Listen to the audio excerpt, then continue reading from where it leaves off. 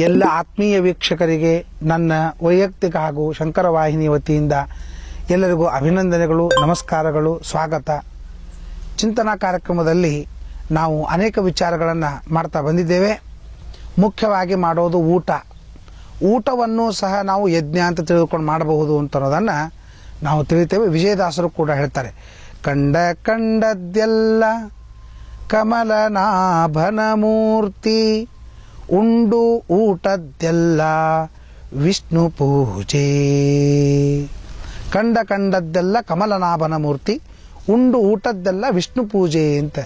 ನಾವೇನು ಊಟ ಮಾಡ್ತೀವಿ ಇದೊಂದು ಯಜ್ಞ ಅಂತ ತಿಳಿದುಕೊಂಡು ಮಾಡಬಹುದು ಅಂತ. ಅನ್ನವನ್ನು ನಾವು ತಿಳಿತಾ ಇರುವಾಗ ನಮ್ಮಲ್ಲಿ ಕೆಲವು ಭಗವದ್ ರೂಪಗಳನ್ನು ಚಿಂತನೆ ಮಾಡಬೇಕು. ಈಗ ಜ್ಞಾನೇಂದ್ರಿಯ ಅಂತಂತೀವಿ. ಜ್ಞಾನೇಂದ್ರಿಯ ಅಂದರೆ ನಾವು ತಿಳ್ಕೊಳ್ತೀವಿ, ಕಣ್ಣಿನಿಂದ ತಿಳ್ಕೊಳ್ತೀವಿ, ಕಿವಿಯಿಂದ ಕೇಳ್ತೀವಿ, ನಾಲಿಗೆಯಿಂದ ರಸವನ್ನು ಸ್ವೀಕಾರ ಮಾಡ್ತೀವಿ. ಇದೆಲ್ಲ ಜ್ಞಾನೇಂದ್ರಿಯಗಳು. ಮುಟ್ತೇವೆ, ಇದು ಬಿಸಿ ಅದ, ಇದು ಬಿಸಿ ಇಲ್ಲ ಅಂತ ನಾವು ತಿಳ್ಕೊತೇವೆ, ಮುಟ್ತೇವೆ. ಇದೆಲ್ಲ ಜ್ಞಾನೇಂದ್ರಿಯಗಳು. ಈ ಎಲ್ಲ ಜ್ಞಾನೇಂದ್ರಿಯಗಳಿಂದ ನಾವು ಉಪಯೋಗಿಸ್ಕೊಂಡು ಊಟ ಮಾಡ್ತೀವಿ ಅಂದರೆ ಆ ಜ್ಞಾನೇಂದ್ರಿಯಗಳಲ್ಲಿ ಇದ್ದಂತಹ ಭಗವಂತನಿಗೆ ನಾವು ನಮಸ್ಕಾರವನ್ನು, ಥ್ಯಾಂಕ್ಸನ್ನು ಹೇಳಬೇಕಲ್ಲ. ಕಾರು ಡ್ರೈವಿಂಗ್ ಮಾಡ್ಕೊಂಡು ಬಂದಿರ್ತಾನೆ, ನಾವು ಅಷ್ಟೇ ಊಟ ಮಾಡಿದ್ರೆ ನಡೆಯೋದಿಲ್ಲ, ಡ್ರೈವರ್ಗೂ ಊಟ ಬೇಕು ಅಂತ ನಾವು ಅಂತೀವಲ್ಲ, ಅದು ನಮ್ಮ ಕೃತಜ್ಞತೆ. ಅದೇ ರೀತಿಯಾಗಿ ಜ್ಞಾನೇಂದ್ರಿಯಗಳನ್ನು ಊಟಕ್ಕಾಗಿ ಬಳಸ್ತೀವಿ. ಜ್ಞಾನೇಂದ್ರಿಯಗಳನ್ನು ಊಟಕ್ಕಾಗಿ ಬಳಸಿದಾಗ ಆ ಜ್ಞಾನೇಂದ್ರಿಯದ ಚಾಲಕ, ಡ್ರೈವರ್ ಏನಿದ್ದಾನೆ ಭಗವಂತ, ಅವನಿಗೂ ಕೂಡ ನಾವು ಕೃತಜ್ಞತೆಗಳನ್ನು ಹೇಳಬೇಕಲ್ಲ, ಅದನ್ನು ಹೇಳೋದು ಅಂತ ಜ್ಞಾನೇಂದ್ರಿಯಗಳು. ಈಗ ಪಲ್ಯ ಎಲ್ಲಿದೆ, ಚಟ್ನಿ ಎಲ್ಲಿದೆ, ಏನು ಎಲ್ಲಿದೆ ಅಂತ ಗೊತ್ತಾಗಬೇಕಲ್ಲ, ಇದು ಜ್ಞಾನೇಂದ್ರಿಯಗಳಿದ್ದರೆ ಗೊತ್ತಾಗ್ತದೆ. ಅದಕ್ಕಾಗಿ ಅನ್ನ ಬೇಕೇನು ಬಡಿಸ್ಕೊತ ಬರ್ತಾನೆ ಅವನು. ಬಡಿಸ್ಕೊತ ಬರ್ಬೇಕಾ ಕಿವಿನೇ ಕೇಳಿಸದೇ ಇದ್ದರೆ ನಮಗೆ ಅನ್ನ ಹಾಕು ಹುಳಿ ಹಾಕು ಅಂತ ಅಲ್ಲಿಗೆ ಬರುವುದಿಲ್ಲ. ಇನ್ನು ನಾಲಿಗೆ ಒಂದು ರುಚಿ ಒಂದು ಸಲ ತಿಂದಾಗ ಅದು ರುಚಿ ಅನುಭವಿಸ್ತದೆ. ನಾಲಿಗೆ ರುಚಿ ಅನುಭವಿಸದೇ ಇದ್ದರೆ ಮತ್ತೆ ನಾವು ಇನ್ನೊಂದು ಸ್ವಲ್ಪ ಹಾಕು ಬೇಕು ಅಂತ ಅನ್ನೋ ವಿಚಾರವೇ ಇಲ್ಲ. ಅದಕ್ಕೆ ಎಲ್ಲ ಜ್ಞಾನೇಂದ್ರಿಯಗಳು ನಮಗೆ ಸಹಕಾರ ಮಾಡ್ತೀವಿ ಊಟ ಮಾಡ್ತಾ ಇರುವಾಗ. ಯಾರ್ಯಾರು ಹೆಲ್ಪ್ ಮಾಡ್ತಾರೆ ಅವ್ರಿಗೆ ನಾವು ಥ್ಯಾಂಕ್ಸ್ ಹೇಳಬೇಕು. ಒಂದು ಕಾರ್ಯಕ್ರಮ ಮಾಡಿದಾಗ ಪೇಪರ್ದವರು, ಫೋಟೋದವರು, ಪೊಲೀಸ್ನವರು ಮತ್ತು ಮಗದೊಬ್ಬರು ಭಕ್ತರು ಎಲ್ಲರೂ ಆ ಕಾರ್ಯಕ್ರಮದೊಳಗೆ ದುಡಿದಿರ್ತಾರೆ.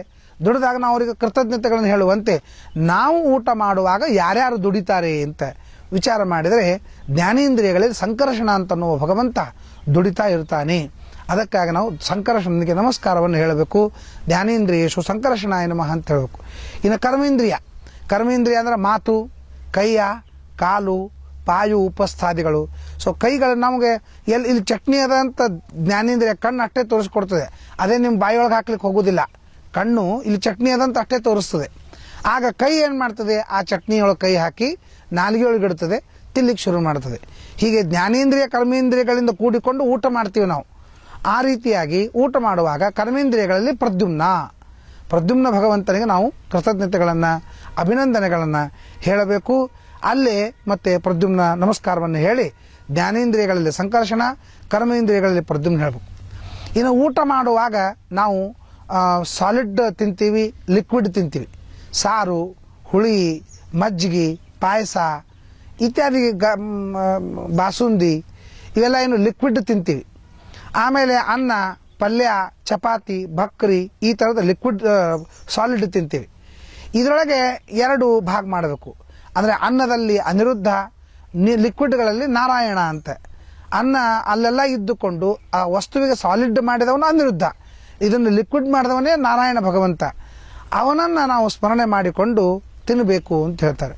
ಅದಕ್ಕಾಗಿ ಅನ್ನೇಶು ಅನಿರುದ್ಧಾಯ ನಮಃ, ಆಮೇಲೆ ಪಾನೀಯೇಶು ರಸಾದಿಗಳಲ್ಲಿ ನಾರಾಯಣ ನಮಃ ಅಂತ ಹೇಳಿ ನಾವು ತಿನ್ನಬೇಕು. ತಿನ್ನಬೇಕಾದ್ರೆ ಏನು ಮಾಡಬೇಕು, ಅವಕಾಶ. ಒಂದು ಸಲ ತಿಂದೇವೆ ಅಂದರೆ ಅವಕಾಶ ಸಿಗ್ತದೆ, ಹೊಟ್ಟೆಯೊಳಗೆ ಅವಕಾಶ ಇರ್ತದೆ. ಅವಕಾಶ ಕೊಟ್ಟಂಥವನು ವಾಸುದೇವ. ನೋಡ್ರಿ, ಜ್ಞಾನೇಂದ್ರಿಯಗಳಲ್ಲಿ ಸಂಕರ್ಷಣ, ಕರ್ಮೇಂದ್ರಿಯಗಳಲ್ಲಿ ಪ್ರದ್ಯುಮ್ನ, ಅನ್ನದಲ್ಲಿ ಅನಿರುದ್ಧ, ನೀರು ಮೊದಲಾದಂಥ ಲಿಕ್ವಿಡ್ ಪದಾರ್ಥಗಳಲ್ಲಿ ನಾರಾಯಣ. ಒಳಗೆ ಅವಕಾಶ ಹೋಗ್ಬೇಕು, ಅವಕಾಶವನ್ನು ಕೊಡಬೇಕಲ್ಲ. ಒಂದು ತುತ್ತು ತಿಂದ ಮೇಲೆ ಇನ್ನೊಂದು ಸ್ವಲ್ಪ ಅವಕಾಶ ಇದ್ರೆ ನಾವು ಇನ್ನೊಂದು ತುತ್ತು ತಿಂತೀವಿ, ಅದು ಮತ್ತು ಅವಕಾಶ ಇದ್ರೆ ಇನ್ನೊಂದು ತುತ್ತು. ಆ ಅವಕಾಶವನ್ನು ಕೊಡಲಿಕ್ಕೆ ವಾಸುದೇವ ಅಂತ ಅನ್ನುವ ಭಗವಂತ ನಮ್ಮ ಹೊಟ್ಟೆಯಲ್ಲಿ ಅವಕಾಶ ಕೊಡ್ತಾನೆ ಅಂಥೇಳಿ ಊಟ ಕೂತಾಗ ಸಾವಕಾಶ ಆಗಲಿ. ನಾವೆಲ್ಲ ಏನು ತಿಳ್ಕೊತೀವಿ, ಸ್ಲೋ ಆಗಲಿ ಅಂತ ತಿಳ್ಕೊತೀವಿ. ಸ್ಲೋ ಆಗಲಿ ಅಂತ ಒಂದರ್ಥ, ಆದರೆ ಸಾವಕಾಶವಾಗಲಿ ಅಂದರೆ ಅವಕಾಶವನ್ನು ಕೊಡುವ ವಾಸುದೇವನನ್ನು ಸ್ಮರಣೆ ಮಾಡ್ತಾ ಊಟ ಮಾಡ್ರಿ ಅಂತ ಅರ್ಥ. ಊಟವೂ ಒಂದು ಯಜ್ಞ, ದೇವರ ಪೂಜಾನೂ ಒಂದು ಯಜ್ಞ. ಇವೆರಡೂ ಯಜ್ಞ ಇದ್ದಾಗ ಒಂದ್ರೊಳಗೆ ಸಾವಕಾಶಾಲಿ ಅಂತ ಅನ್ನಂಗಿಲ್ಲ, ಇನ್ನೊಂದ್ರೊಳಗೆ ಸಾವಕಾಶಾಲಿ ಅಂತ ಅಂತೀವಿ. ದೇವ್ರ ಪೂಜೆ ನಡೆದಾಗ ಯಾರೂ ಸಾವಕಾಶಾಲಿ ಅಂತ ಅನ್ನಂಗಿಲ್ಲ. ದೇವ್ರ ಪೂಜೆ 11 ಹೊಡೆದ 12 ಹೊಡೆದ ಸಾವಕಾಶಾಲಿ ಅಂತ ಯಾರು ಅನ್ನಂಗಿಲ್ಲ. ತಡ ಆಯಿತು ಸಾವಕಾಶಾಲಿ, ತಡ ಆಯಿತು ಸಾವಕಾಶಾಲಿ ಅಂತ ಅನ್ನಂಗಿಲ್ಲ. ಬಂದು ಕೂಡ ಚಟಿಗೆ ಬರೆಸೋದೆ, ಮುಗಿತಲ್ಲ ಅಭಿಷೇಕ, ಮುಗಿತಲ್ಲ ನೈವೇದ್ಯ, ಮುಗಿತಲ್ಲ ಎಲ್ಲ ಎಷ್ಟೋ ತನಕ ಮಾಡ್ತೀವಿ. ಪೂಜೆ ಬಯಸ್ಕೊಳ್ಳೋದೆ, ಯಾವ ಪೂಜೆಗೆ ನಿಂತಿರ್ತಾನೆ ಬಯಸ್ಕೊಳ್ಳೋನೆ. ಅದೇ ಊಟ 4 ಕೂತ್ರು ತಡ ಆಗ್ಯದ ಲಗು ಊಟ ಮಾಡ್ರಿ ಅಂತ ಅನ್ನಂಗಿಲ್ಲ. ತಡ ಆಗ್ಯದ ಸಾವಕಾಶಾಲಿ, ತಡ ಆಗ್ಯದ ಸಾವಕಾಶ ಆಗಲಿ ಅಂತ ಊಟ ಎಷ್ಟೇ ತಡ ಆದರೂ ಸಾವಕಾಶಾಲಿ ಅಂತ ಅಂತೀವಿ. ಆದ್ರೆ ದೇವ್ರ ಪೂಜೆ ಯಜ್ಞ ಎಷ್ಟೇ ಲಘು ಆದರೂ ಕೂಡ ಮತ್ತೆ ತಡ ಆಯಿತು ಲಘು ಮುಗಿಸ್ರಿ, ತಡ ಆಯಿತು ಲಘು ಮುಗಿಸ್ರಿ ಅಂತ ಅಂತಾರೆ. ಹೀಗೆ ಒಮ್ಮ ದೇವ್ರ ಪೂಜೆ ಕೂತಾಗ ಒಬ್ಬ ಮಹಾನುಭಾವ ಬಂದ ಏನು ಹೇಳ್ದ, ಪೂಜೆ ಸಾವಕಾಶಾಲಿ, ಪಂಚಾಮೃತ ಮಾಡ್ರಿ, ಪಾರಾಯಣ ಮಾಡ್ರಿ, ತುಳಸಿ ಅರ್ಚನಾ ಮಾಡ್ರಿ, ವಿಷ್ಣು ಸಹಸ್ರನಾಮ ಹೇಳ್ರಿ, ಎಲ್ಲ ಚಂದಾಗಿ ಪಾಂಗ್ತಾಗ ಲಿಂಬೆಹಣ್ಣು ತೊಗೊಂಡು ದೇವ್ರ ಉದ್ದೋರ್ತನ ಮಾಡ್ರಿ ಎಲ್ಲ ಹೇಳ್ದ. ನನಗೆ ಆಶ್ಚರ್ಯ ಅನ್ನಿಸ್ತು. ಹೌದಪ್ಪ, ಅಂತೂ ನಾವು ಇಷ್ಟು ಸಲ ಪೂಜೆಯೊಳಗೆ ಲಘು ಮುಗಿಸ್ರಿ ಅಂತ ಅನ್ನೋದನ್ನು ಬಯಸ್ಕೊಳ್ಳೋದು ಬಿಟ್ಟು ಸಾವಕಾಶ ಆಗಲಿ ಅಂತಂತಾನಲ್ಲ, ಎಂತಹ ಭಗವದ್ಭಕ್ತ ಅಂತ ನಾವು ಭಾಳ ಸಂತೋಷಪಟ್ಟು ಸಾವಕಾಶ ಮಾಡ್ಕೊತ ಹೊಂಟೀವಿ. ಮತ್ತೊಮ್ಮೆ ಬಂದ, ಇನ್ನೊಂದು ಸ್ವಲ್ಪ ಸಾವಕಾಶ ಅಭಿಷೇಕ ಮಾಡ್ರಿ, ಪಾರಾಯಣ ಮಾಡ್ರಿ, ನಿಮ್ಮ ಜಪ ಏನಾರು ಇದ್ರೆ ಮುಗಿಸ್ಕೊಳ್ರಿ ಅಂತಂದ. ನಾಂದ ಏನಪ್ಪ ಇದು ಅಪರೂಪ, ಊಟಕ್ಕೆ ಹೇಳೋದೆಲ್ಲ ಪೂಜೆಗೆ ಹೇಳಿಕತ್ತಾನ ಅಂತಂದ್ರೆ ಅದಕ್ಕೆ ಅವ್ನಿಗೆ ಕೇಳ್ದೆ, ಯಾಕಪ್ಪ ತಡ ಯಾಕೆ?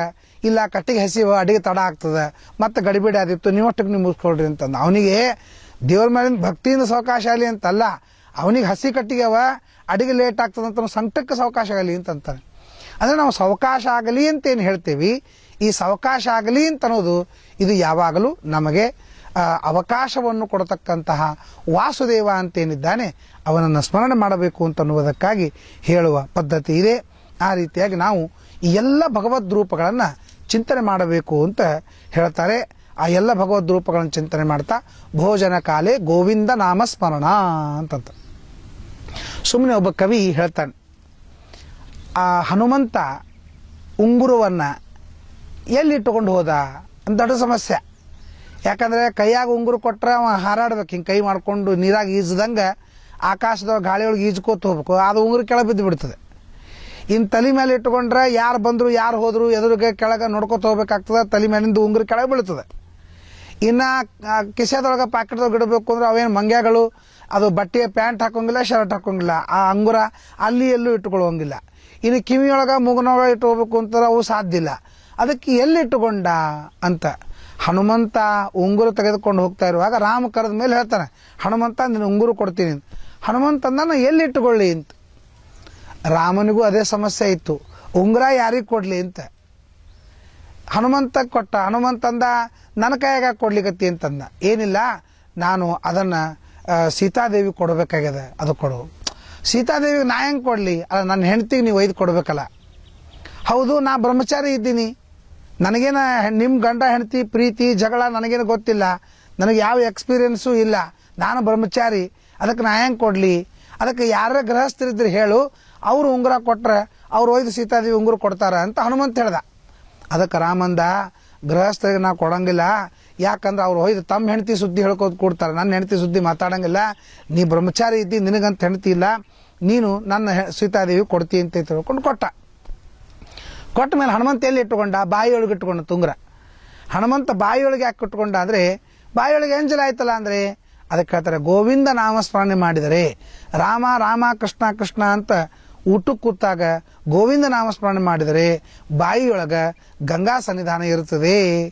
ಆದ್ದರಿಂದ ಅವನು ಉಂಗುರ ಬಾಯಿಯೊಳಗೆ ಇಟ್ಟುಕೊಂಡ, ರಾಮ ರಾಮ ರಾಮ ಅಂತ ಸ್ಮರಣೆ ಮಾಡ್ಕೋತ ಹೋದ. ಹೀಗಾಗಿ ಅವನಿಗೆ ಸರ್ವಥಾ ಏಂಜಲಾಗಲಿಲ್ಲ ಅಂತ ಹಿಂಗೆ ಹೇಳ್ತಾರೆ. ಇದು ಸಾಮಾನ್ಯವಾಗಿ ಹೇಳಿದ ಪದ್ಧತಿ. ಬಾಯಿಯೊಳಗೆ ಗಂಗಾ ಇರ್ತಾರಂತ ಅದನ್ನೇ ಗಟ್ಟಿ ಇಟ್ಕೊಂಡು ಕೂರಬಾರ್ದು. ಗುರುಗಳು ಪಾಠ ಹೇಳಿಕತ್ತಿದ್ರು, ವೇದ ಪಾಠ ನಡೆದಿತ್ತು. ವೇದ ಪಾಠ ನಡೆದಾಗ ಆ ಗುರುಗಳ ಬಾಯಾಗಿಂದ ಉಗುಳ ಶಿಷ್ಯನ ಪುಸ್ತಕ ಮೇಲೆ ಬಿದ್ದ ಮೇಲೆ ಹೇಳ್ದ, ಏನ್ರಿ ಗುರುಗಳ ಸ್ವಲ್ಪ ನೋಡ್ಕೊಂಡು ಹೇಳ್ರಿ, ಬಾಯಿಯೊಳಗಿಂದೆಲ್ಲ ಎಂಜರ ನಮ್ಮ ವೇದ ಪುಸ್ತಕ ಮೇಲೆ ಬೀಳ್ಲಿಕ್ಕತ್ತದ ಅಂತ ಪಾಪ 4 ಮಂದಿ ಕೂತಾಗಿ ಗುರುಗಳ ಮರ್ಯಾದೆ ಕಳೆದ. ಆಗ ಗುರುಗಳು ಪಾಪ ಏನು ಮಾಡ್ಬೇಕು, 4 ಮಂದಿಯೊಳಗೆ ಅಂದ್ಬಿಟ್ಟಾನ. ಎಂಜಲಂತೂ ಸಿಡಿದದ್ದು ಮಂದಿಗೂ ಗ್ಯಾರಂಟಿ ಆಯಿತು. ಏನು ಮಾಡಬೇಕು? ಅದಕ್ಕೆ ಅವರು ಶಣತನ ಮಾಡಿದರು, ಇಲ್ಲಪ್ಪ, ಊಟಕ್ಕೆ ಕೂತಾಗ ದೇವರ ನಾಮಸ್ಮರಣೆ ಮಾಡಿದ್ರೆ ಬಾಯಿ ಎಂಜಲಾಗೋದಿಲ್ಲ. ಆಮೇಲೆ ವೇದ ಪಾಠ ಹೇಳೋ ಮುಂದಾಗ ಗುರುಗಳ ಬಾಯಿಯೊಳಗ ಗಂಗಾ ಸನ್ನಿಧಾನ ಇರ್ತದೆ, ಆಗಲೂ ಕೂಡ ಎಂಜಲಾಗುವುದಿಲ್ಲ ಅಂತಂದ. ಸಂತೋಷ ಆಯ್ತು, ಹೊಸ ಸುದ್ದಿ ಗೊತ್ತಾದಂಗಾಯ್ತು ಅಂತ ಹೇಳಿ ಶಿಷ್ಯ ಹೇಳ್ದ. ಶಿಷ್ಯ ಹೇಳಿ ಹೋಗ್ಕೊಳ್ಳೆ ಅದೇನಾಯ್ತು, ಕರ್ಮಧರ್ಮ ಸಂಯೋಗಕ್ಕೆ ಅವ್ರ ಓಣಿಯೊಳಗೆ ಯಾವುದೋ ಒಂದು ಮುದುಕಿ ಸತ್ತ ಮೇಲೆ ಅದನ್ನು ಸುಟ್ಟರು, ಎಲ್ಲ ಮಾಡಿದ್ರು. ಆದರೆ ಎಲ್ಲವ ಒಯ್ದು ಗಂಗಾ ನದಿಯಾಗ ಹಾಕ್ಬೇಕಾಗಿತ್ತು. ಕಾಶಿಗೆ ಹೋಗ್ಬೇಕು ಅಥವಾ ಬದರಿಗೆ ಹೋಗ್ಬೇಕು, ಎಲ್ಲೋ ಒಂದು ಕಡೆಗೆ ಹೋಗಿ ಹಾಕಬೇಕು ಅಂತ ಹೇಳಿದ್ರು. ಶಿಷ್ಯ ಹೇಳ್ದ, ಯಾಕೆ ಗಂಗಾ ನದಿಗೆ ಹೋಗ್ತೀರಿ, ಅಷ್ಟು ಖರ್ಚು ಮಾಡಿಕೊಂಡು ಅಷ್ಟು ದೂರ ಹೋಗಿ ಎಲ್ಲೋ ಹಾಕೋಕ್ಕಿಂತ ಇಲ್ಲೇ ನಮ್ಮ ಊರಾಗೆ ಒಂದು ಗಂಗಾ ನದಿ ಹೊಸದಾಗಿ ಹರಿದದ್ದದ, ಅದ್ರೊಳಗೆ ನಾವು ಹಾಕ್ತೀವಿ ಅಂತಂದ. ಆಯ್ತಪ್ಪ, ನೀ ಗಂಗಾ ನದಿಗೆ ಹಾಕ್ತೀವಿ ಯಾಕೆ ಬೇಡ ಅಂಥೇಳಿ ಕೈಯೊಳಗೆ ಆ ಎಲವು ಹಿಡ್ಕೊಂಡು ಬಂದು ಪಾಠ ಕೂತ. ಗುರುಗಳಿಗೆ ಗೊತ್ತಿಲ್ಲ ಮುಂದಾಗೋ ಅನಾಹುತ, ಪಾಪ ಮುಗ್ಧರಾಗಿ ಪಾಠ ಹೇಳ್ಕೊಂಡು ಕೂತ್ರು. ಅದ್ರೊಳಗೆ ವೇದ ಹೇಳೋ ಮುಂದಾಗ ಏನು ಬರ್ತದೆ, ಒಂದೇ ಸ್ವರ ಬಂದ್ರೆ ಹೇಳಿ ಮುಗಿಸ್ಬಿಡ್ತೀವಿ. 2 ಸ್ವರ ಬಂದು ಅಂತಂದ್ರೆ ಡಬಲ್ ಬಾಯಿ ತೆಗಿಬೇಕಾಗ್ತದೆ. ನೋಡ್ರಿ, ಶನ್ನೋ ಮಿತ್ರ ಶಂವರುಣ ಅಂತ ಮತ್ತೆ ಶನ್ನೋ ಇಷ್ಟು ಬಾಯಿ ತೆಗೆದ್ರೆ ಸಾಕು. ಆದ್ರೆ 2 ಸ್ವರ ಬಂದಾಗ ಶೀಕ್ಷಾಂ ವ್ಯಾಖ್ಯಾಸ್ಯಾಮ ಅಂತ ಡಬಲ್ ಸ್ವರ ಬಂದಾಗ ಬಾಯಿ ಭಾಳ ತೆಗಿಲೇಬೇಕಾಗ್ತದೆ. ಅದಕ್ಕೆ ಅವರು ಪಾಠ ಹೇಳೋ ಮುಂದಾಗ ಜೋರಾಗಿ ಬಾಯಿ ತೆಗೆದ್ರು. ಅವತ್ತು ಕಾಯ್ಕೊಂಡು ಕೂತಿದ್ದ ಬೆಕ್ಕ ಇಲ್ಲಿ ಕಾಯ್ಕೊಂಡು ಕೂತಂಗ ಬಾಯಾಗ ಎಲ್ಲವೂ ವಿಸರ್ಜನೆ ಮಾಡಿಬಿಟ್ಟ. ಥೂ ಥೂ ಥೂ ಏನು ಮಾಡಿದೆವು ಅಂತ ಕೇಳ್ದ. ಕಾಳಜಿ ಮಾಡಬೇಡ್ರಿ, ಗಂಗಾ ನದಿಯೊಳಗೆ ಅಸ್ಥಿ ವಿಸರ್ಜನೆ ಮಾಡಿದ್ದೀನಿ ಅಂತ ಅಂದವನು. ಆಗ ಇಂತಹ ಪರಿ ಅಂದರೆ ಬಾಯಿಯೊಳಗೆ ಗಂಗಾ ನದಿ ಇರ್ತಾವಂತಂದು ಮಾತ್ರಕ್ಕೆ ಅಸ್ಥಿ ವಿಸರ್ಜನೆಗೆ ಮತ್ತೊಂದಕ್ಕೆ ಮಗದೊಂದಕ್ಕೆ ಗಂಗಾ ನದಿ ಅಲ್ಲ, ಊಟಕ್ಕೆ ಕೂತಾಗ ಅಷ್ಟೇ ಗಂಗಾ ಸನ್ನಿಧಾನವಿರುತ್ತದೆ. ಅದಕ್ಕೆ ಬಾಯಿಯೊಳಗೆ ಗೋವಿಂದ ನಾಮಸ್ಮರಣೆಯನ್ನು ಮಾಡಬೇಕು ಅಂತ ಹೇಳ್ತಾರೆ. ಭೋಜನ ಕಾಲೇ ಗೋವಿಂದ ನಾಮಸ್ಮರಣೆ, ಗೋವಿಂದ ಗೋವಿಂದ ಅಂತ ಅನ್ನೋ ಪದ್ಧತಿ. ಈಗೇನಾಗಿದೆ ಅಂದರೆ ಭೋಜನ ಕಾಲೇ ಗೋವಿಂದ ನಾಮಸ್ಮರಣೆ, ಗೋವಿಂದ ಗೋವಿಂದ ಗೋವಿಂದ ಆಗ್ಬಿಟ್ಟಿದೆ. ಯಾರು ಗೋವಿಂದ ನಾಮಸ್ಮರಣೆ ಮಾಡಂಗೇ ಇಲ್ಲ. ಬರೀ ಹರಟಿ ಹೊಡ್ಕೋದು ಕೊಡ್ತಾರೆ, ಮತ್ತೊಂದು ಮಗದೊಂದು ಸುದ್ದಿ ಮಾತಾಡ್ಕೊಂಡು ಕೊಡ್ತಾರೆ, ಇನ್ನೊಬ್ಬರ ನಿಂದೆ ಮಾಡ್ಕೋದು ಕೊಡ್ತಾರೆ. ಊಟಕ್ಕೆ ಕೂತಾಗ ನಾವು ದೇವರ ನಾಮಸ್ಮರಣೆಯನ್ನು ಮಾಡಬೇಕು, ದೇವರ ನಾಮಕೀರ್ತನವನ್ನು ಹೇಳಬೇಕು. ಊಟಕ್ಕೆ ಕೂತಾಗ ಹೇಳೋ ಪದ್ಧತಿ. ಇನ್ನು ಕೆಲವು ಮಂದಿ ಊಟಕ್ಕೆ ಕೂತಾಗ ದೇವರ ನಾಮ ಹೇಳಬೇಕು ಅಂತಂದು ಮಾತ್ರಕ್ಕೆ ಎಲ್ಲೆಲ್ಲಿ ಹೆಂಗೆ ಹೇಳ್ತಾರೆ. ಈಗ ಮದುವೆ ಒಳ್ಳ್ಯಾಕ ಭೂಮದ ಊಟಕ್ಕೆ ಕೂತಿರ್ತಾರೆ. ಭೂಮದ ಊಟಕ್ಕೆ ಕೂತಾಗ ಒಂದು ಕಡೆಗೆ ಹೇಳ್ರಿ ಯಾವ್ದಾರ ಒಂದು ದೇವ್ರ ನಾಮ ಹೇಳ್ರಿ, ಇಬ್ರು ಕನ್ಯಾವರ ಊಟಕ್ಕೆ ಕೂತಾರ ಅಂತಂದ್ರೆ ಅವ್ರಿಗೇನು ಹೇಳ್ಬೇಕು, ಊಟ ಏನಾರ ಹಾಡ ಹೇಳ್ಬೇಕು ಇಲ್ಲೋ. ಮಂಚ ಬಾರದು ಮಡದಿ ಬಾರಳು, ಕಂಚು ಕನ್ನಡಿ ಬಾರದು, ಸಂಚಿತಾರ್ಥದ ದ್ರವ್ಯ ಬಾರದು, ಮುಂಚೆ ಮಾಡಿರೋದ ಪಾಪ ಇನ್ನೂ ಮಂಚೆ ಏರಿಲ್ಲ, ಮಂಚ ಬಾರದು ಮಡದಿ ಬಾರಳು ಅಂತೇಳಿ ಅವ್ರ ಭೂಮದ ಊಟ ಕೂತಾಗ ಇಂಥವು ಹಾಡ ಹಾಡಬಾರ್ದು. ಅದಕ್ಕೆ ನಾ ಹೇಳಿದೆ, ಬೇರೆ ಯಾವ್ದಾರ ಹಾಡ ಹಾಡ್ರಿ, ಇಂಥವು ಹಾಡ ಹಾಡ್ಲಿಕ್ಕೆ ಹೋಗ್ಬೇಡ್ರಿ ಅಂದ್ರೆ ಆಯ್ತ್ರಿ ಆಚಾರ ಅಂತ ತಿಳ್ಕೊಂಡು ಆ ವರ ಮತ್ತು ವಧು ಪಾಪ ಅದೇ ಮದುವೆ ಕೂತಾವ. ಹಾಡ ಏನದ, ಇಷ್ಟು ಪಾಪವನಿ ಮಾಡಿದ್ದೇ ಸಾಕು ಅಂದ್ರೆ ಆಕಿನ ಕಟ್ಕೊಂಡಿದ್ದಕ್ಕೆ ಪಾಪ ಮಾಡಿದ್ದಕ್ಕೆ ಕಟ್ಕೊಂಡ ಅಂತ ಅರ್ಥ ಮಾಡ್ಬೇಕಾ. ಅದಕ್ಕೆ ಭೋಜನ ಕಾಲದಲ್ಲಿ ಕೂತಾಗಲೂ ಕೂಡ ನಾವು ದೇವರ ಸ್ಮರಣೆ ಆಗುವಂತೆ ಹಾಡ ಹೇಳಬೇಕೇ ಹೊರತು ಏನೋ ತಲೆಗೆ ಬಂದದ್ದನ್ನು ಹಾಡ ಹೇಳಲಿಕ್ಕೆ ಹೋಗಬಾರ್ದು. ಆ ರೀತಿಯಾಗಿ ದೇವರ ನಾಮ ಸಂಕೀರ್ತನವನ್ನು ಮಾಡ್ತಾ ನಾವು ಊಟವನ್ನು ಮಾಡಿದರೆ ನಮ್ಮ ಬಾಯಿಯೊಳಗೆ ಗಂಗಾ ಸನ್ನಿಧಾನವಿರುತ್ತದೆ. ವಿಶೇಷವಾಗಿ ಆ ಊಟ ಇದೊಂದು ಯಜ್ಞ ಅಂತ ಆಗ್ತದೆ. ಅಂತಹ ದೇವರ ಸ್ಮೃತಿ, ಅದರ ಸನ್ನಿಧಾನ, ಅದರ ಸ್ಮರಣೆಯೊಂದಿಗೆ ಊಟವನ್ನು ಮಾಡಿ ಪ್ರಾಣಾಗ್ನಿಹೋತ್ರ ಎಂಬತಕ್ಕಂಥ ದೊಡ್ಡ ಯಜ್ಞವನ್ನು ಮಾಡಿದಂತಹ ಅಥವಾ ವೈಶ್ವಾನರ ಯಜ್ಞ ಅಂತನ್ನುವ ದೊಡ್ಡ ಯಜ್ಞ ಮಾಡಿದಂತಹ ಮಹಾಪುಣ್ಯವನ್ನು ಸಂಪಾದನೆ ಮಾಡಲಿಕ್ಕೆ ಒಂದು ಅವಕಾಶ ಇದೆ. ಈ ಅವಕಾಶವನ್ನು ಎಲ್ಲರೂ ಕೂಡ ಈ ಚಿಂತನಾ ಕಾರ್ಯಕ್ರಮದ ಲಾಭವನ್ನು ಪಡೆದು ಮಾಡಬಹುದು ಅಂತ ಹೇಳ್ತಾ ನಮಸ್ಕಾರಗಳು.